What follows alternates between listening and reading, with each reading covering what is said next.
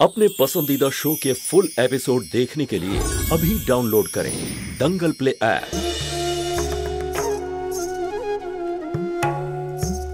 अरे সন্দীপের তো এখনো পড়াশোনাই শেষ হয়নি। আর মা, বাড়ির অবস্থা তোর থেকে আর কে ভালো জানবে? এই অবস্থায় দীপুর বিয়ে? না না বাবা, বিয়ে করার কথা এখন কে বলেছে? পাখি সত্যি খুব ভালো একটা মেয়ে। একবার ওর বাবা রাজি হয়ে গেলেই তখন বিয়েটা পাকা করে দেব। তবে বিয়ে তখনই হবে যখন সন্দীপ সব দায়িত্ব পালনের যোগ্য হয়ে উঠবে। তবে মেয়ের বাড়ির লোকের সঙ্গে দেখা করার এখনই কি দরকার মা? পরেও আমরা দেখা করে কথা বলতে পারি তো। মেয়ের বাবা হন উনি, ওনারও নিশ্চয়ই চিন্তা হয়। আর এমন না হয় যে উনি পাখির বিয়ের সম্বন্ধ অন্য কোথাও দেখতে শুরু করেন।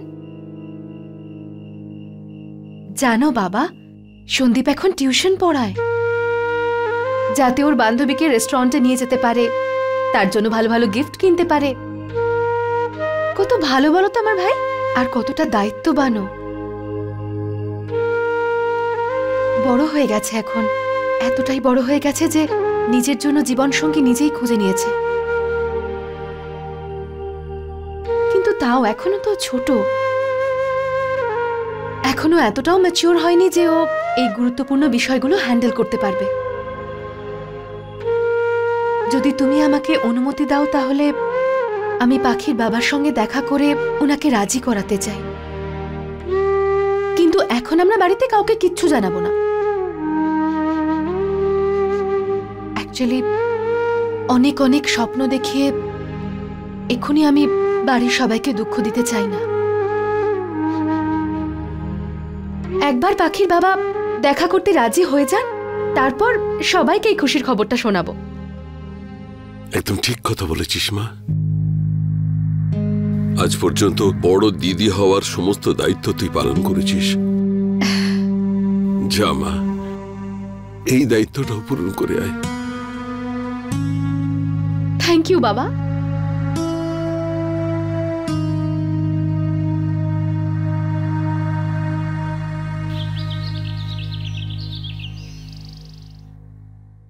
Excuse me, sir.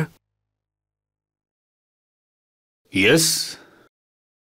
আচ্ছা, নমস্কার, আমি জ্যোতি, সন্দীপের বড় দিদি। ও, আমার কাছে আপনার কি দরকার? আমার বাবা আপনার সঙ্গে দেখা করতে চান।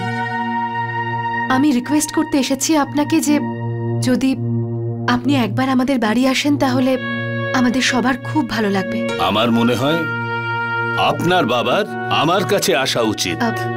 উনি অবশ্যই আসতেন যদি ওনার শরীর সুস্থ থাকতো তাহলে। অনেক বছর ধরে আমার বাবা হাঁটতে পারেন না, কোথাও যাওয়া আসাও করতে পারেন না। উনি আমাকে বললেন যে আমি যেন এখানে এসে আপনার সাথে কথা বলি। I am sorry. বসো। Thank you. শুনে খুব খারাপ লাগলো, বাট ফ্র্যাঙ্কলি স্পিকিং সন্দীপের বাড়ির লোকের সঙ্গে দেখা করবার আমার কোনো ইচ্ছে নেই, কারণ আমি মিথ্যে পছন্দ করি না। সন্দীপ আপনাকে এমন কি বলেছে যে আপনার ওকে মিথ্যেবাদী মনে হলো? ইঞ্জিনিয়ারিং এর এন্ট্রান্সের এক্সাম দেবার কথা বলছিল ও, কিন্তু আমার একটা কথারও ঠিক উত্তর দিতে পারেনি। অ্যাকচুয়ালি সন্দীপ জানতোই না যে পাখি ওকে আপনার সঙ্গে দেখা করাতে নিয়ে আসছে। আপনার সঙ্গে দেখা করাটা হয়তো ওর জীবনের সবচেয়ে বড় পরীক্ষা ছিল, আর তাও আবার কোনো প্রিপারেশন ছাড়া। প্লিজ স্যার, আপনি ওকে একটু বোঝার চেষ্টা করুন।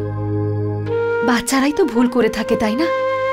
যদি বড়রা ভুল শুধরে নেওয়ার কোনো সুযোগই না দেয় তাহলে এই আশা ওরা কার কাছে করবে? প্লিজ স্যার, আমি আপনাকে রিকোয়েস্ট করছি। আসলে নিজের মেয়ের ভালো একজন বাবা ছাড়া আর কে বুঝতে পারেন? ঠিক আছে, কিন্তু এটা প্রথম এবং শেষ সুযোগ হবে। No problem sir, no problem. Thank you very much. কালকে আপনি আসতে পারবেন? দিনের বেলা তো আমি ব্যস্ত থাকবো, সন্ধ্যেবেলা 5:30 থেকে 6টার মধ্যে আপনাদের ওখানে গেলে চলবে? হ্যাঁ হ্যাঁ হ্যাঁ। Thank you sir, thank you very much. আমি যাই এখন। Okay. Thank you once again.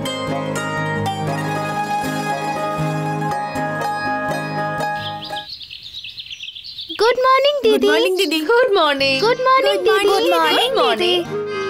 Good morning miss Mayuri. Good morning. আজ প্রথমবার আপনি লেট করেছেন,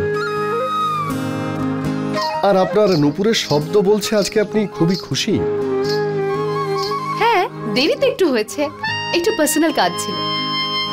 আর হ্যাঁ, আজ আমি খুব খুশি। আরে বাহ, এর থেকে ভালো তো আর কিছু হতেই পারে না। তবে আমার অভিজ্ঞতা বলছে যখন একজন ইয়াং আনম্যারিড মেয়ে কোনো পার্সোনাল কাজে লেট হয়ে যায় আর তার সঙ্গে খুশিও থাকে, তাহলে একটাই ব্যাপার হতে পারে, কোনো খুশির খবর আছে, তাই না? হ্যাঁ, কিন্তু এই মুহূর্তে সেই নিয়ে কোনো কথা বলা ঠিক হবে না। কথাটা একটু এগো, তারপর আপনাকে নিশ্চয়ই বলবো। আচ্ছা, যেমন আপনার ইচ্ছে। কিন্তু এটা তো বলুন যে ওনারা দেখতে কবে আসছেন? কাল সন্ধেবেলা। কাল সন্ধেবেলায়? আর প্লিজ, আমি আপনাকে বললাম না, নো মোর কোয়েশ্চেনস। বিয়ের কথা কিছুটা এগো, তারপরে নিশ্চয়ই জানাবো।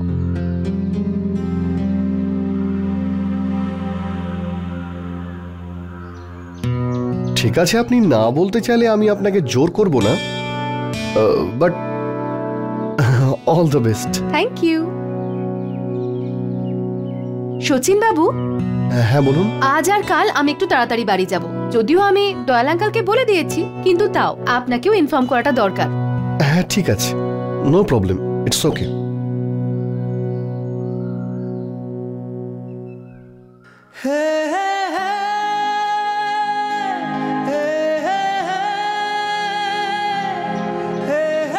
আমার গুড উইশেস সবসময় তোমার সঙ্গে থাকবে জ্যোতি।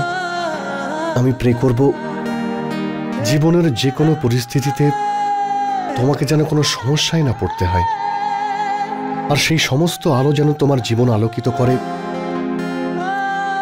যা তোমার প্রাপ্য। I can believe this. বাচ্চারা এত তাড়াতাড়ি বড় হয়ে গেল। ওই সন্দীপ যে কাল পর্যন্ত হাফ প্যান্ট পরে ঘুরতো, যে নিজের নাকটাই ঠিক করে মুছতে পারতো না, সে নাকি আজ প্রেম করছে।